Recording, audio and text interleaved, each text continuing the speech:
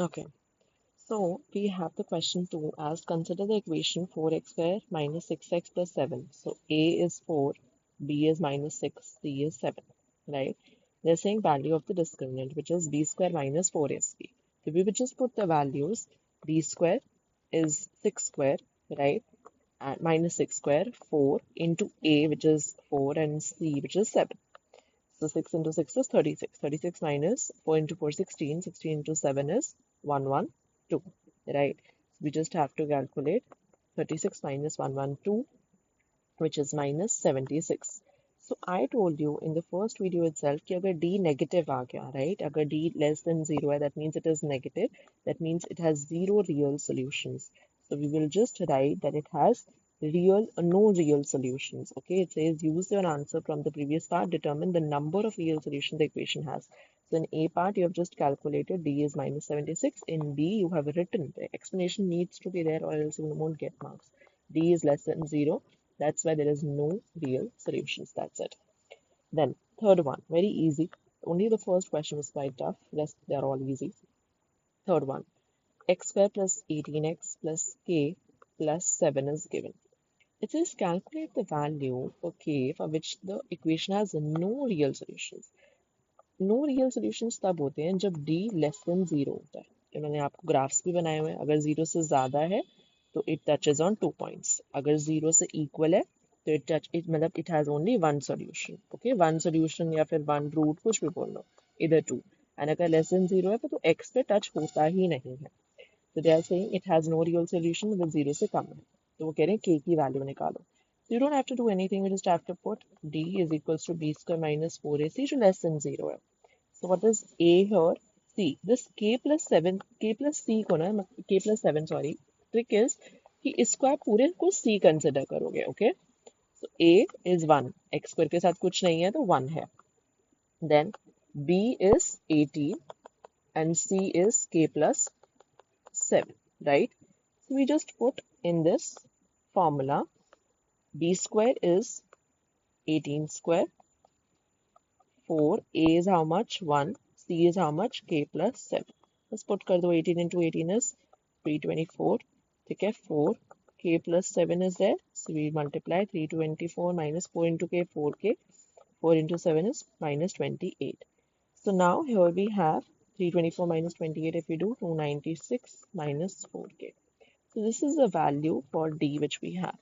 अब आपको k की वैल्यू निकालनी है. तो इस आपको पता है कि अगर उन्होंने क्वेश्चन में बोला था it has no real solution, तो नो रियल सोल्यूशन मतलब d लेस देन 0 है. So we will just write 296 minus 4k is less than 0, right? We just solve like this. 4k will go over there. 296 is less than 4k. ठीक है, and अब आपके पास 296 4 यहाँ पे multiply हो रहा है. So 296 divided by 4 is k, right? So we can say 74, right? Divide आपने किया. So k is more than 74. But they were saying कि कुछ ऐसी value बताओ. If the equation has no real solution, write down the smallest integer value k can have. तो अगर k 74 से बड़ा है, that means smallest value 74 के बाद क्या आता है? 75. So we will just write that k is 75. That's it. So what did we do in this question? हमने d निकाला एंड उन्होंने बोला था नो रियल सोल्यूशन है, तो हमने उसको इक्वेट कर दिया लेस देन 0 से.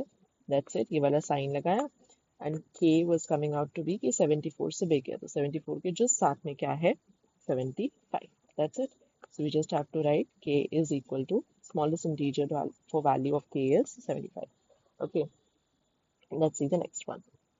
Very easy, super easy. It says parabola meets the axis at the points A and B. तो of course अगर 2 points पे meet कर रहा है तो यहाँ पे D is equals to 0, right? Correct. Calculate the, अब देखो अगर 2 axis पे meet करता है, you have this as well. देखो तो it has D 0 से बड़ा भी हो सकता है और D 0 के equal भी हो सकता है, right? So here it says calculate the coordinates of these points. अब जब आपके पास equation है y is equals to 4, sorry, y is equals to x square minus 4x minus 12. ठीक है, तो अब आपके पास जब ये 2 पॉइंट्स पे टच कर रहा है, ठीक है, तो इसको मैं कह सकती हूँ ये एक्स इंटरसेप्ट है. तो एक्स इंटरसेप्ट पे हम ऑलरेडी सीख चुके हैं कि एक्स पे टच करना मतलब वाई क्या है? 0. अगर x इंटरसेप्ट करना है तो y 0 है, और अगर y इंटरसेप्ट करना है तो x 0 होता है। x intercept y 0 is equals to, अब y की जगह मैंने 0 पुट कर दिया, I will just solve normally, right. अब आप इसका मिडिल टर्म स्प्लिटिंग कर लो, या फिर आप क्वाड्रेटिक लगा लो। आप इजी है, एक ही फॉर्मूला रखो, आप क्वाड्रेटिक लगा लो, कोई इशू नहीं है। इधर उन्होंने मिडिल टर्म किया हुआ है, you don't have to learn multiple things, आप क्वाड्रेटिक से भी कर सकते हो। So d is equals to b square minus 4ac, right. और अगर इक्वेशन वाला निकालना है, so minus plus b plus minus root d upon 2a, right. So I will just do a is how much 1, ठीक है। b क्या है -4, c इज -12, ठीक है। So minus b, so minus minus 4 plus minus root d की जगह क्या करते हैं, b square minus 4ac, so b square minus 4ac, so we have upon 2a, 2 into 1, so 4 plus minus 16 plus 48 upon 2, so we have, अब यहाँ पे 16 और 48 को ऐड कर लो, it will give you, if you add 16 plus 48 it will give you 64, ठीक है। so 4 plus minus root 64 upon 2, 64 किसका square है 8, so 4 plus minus 8 upon 2, तो that means एक बारी आपको 4 plus 8 upon 2 करना है, और एक बारी आपको 4 minus 8 upon 2 करना है। तो 4 plus 8 is 12, 12 upon 2 is 6, 4 minus 8 is -4 upon 2, so we have two answers, या तो 6 या फिर -2। तो हमें क्या लिखना था, we had to write the coordinates. अब स्टूडेंट्स क्या करते हैं, जिस वैल्यू लगा के छोड़ देते हैं, we need to write coordinate, ठीक है।